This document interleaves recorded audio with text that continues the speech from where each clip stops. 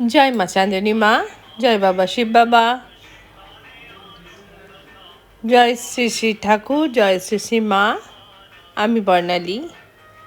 যেখানে মায়ের নাম সেখানেই আনন্দধাম। আজকে বলবো শ্রী শ্রী মায়ের জীবনে ঘটে যাওয়া এক অলৌকিক ঘটনা। কিছুদিন আগে রটন্তী পুজো ছিল। কাকতালীয়ভাবে সেদিনকে আমি পড়ে ফেললাম মায়ের কথাই যে তার জীবনে ঘটে যাওয়া একটা অলৌকিক ঘটনা এই রটন্তী পুজোর দিনেই। একবার এক রটন্তী পুজোর দিনে অমাবস্যা শুরু হয়েছিল সকালবেলায়। অমাবস্যা শুরু হতেই মা ঠাকুরকে বললেন যে আমি কালীঘাটে যাই, গিয়ে মাকে সিঁদুর পরিয়ে আসি। তখন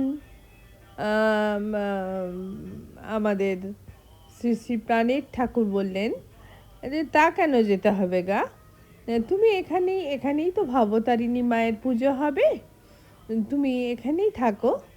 তো কিন্তু মা উনি মনস্থ করেছিলেন যে যাবেন তিনি।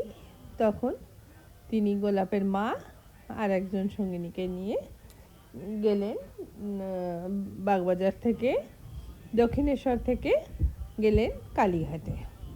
এবার কালীঘাটে মাকে দর্শন করলেন, খুব আনন্দ করে পুজো দিলেন। পুজো দেওয়ার পরে উনি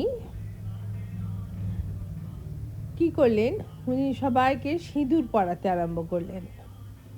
তো সিঁদুর পরাতে গিয়ে উনি লক্ষ্য করলেন একটি মেয়ে, একটি মানে শ্যামবর্ণা মেয়ে, চোখগুলো খুব বড় বড়, শান্ত দীঘল, সে চুপচাপ একটা কোণে দাঁড়িয়ে আছে।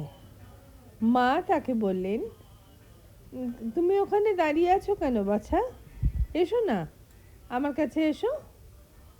মেয়েটি দাঁড়িয়ে রইল,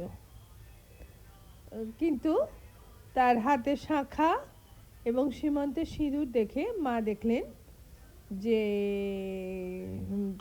সে মেয়েটিকে অনেক অনুরোধ করা সত্ত্বেও সে যখন মায়ের দিকে এগিয়ে এলেন না, দাঁড়িয়ে রইলেন,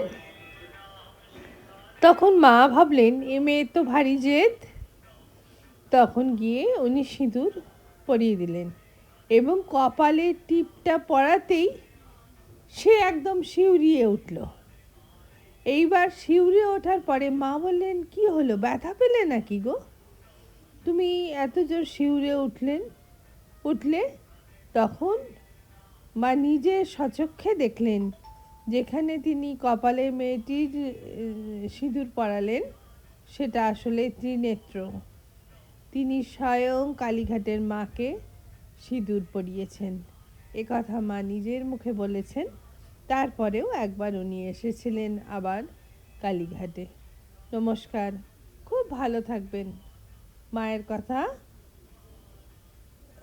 যেখানে মায়ের নাম সেখানেই আনন্দধাম। নমস্কার।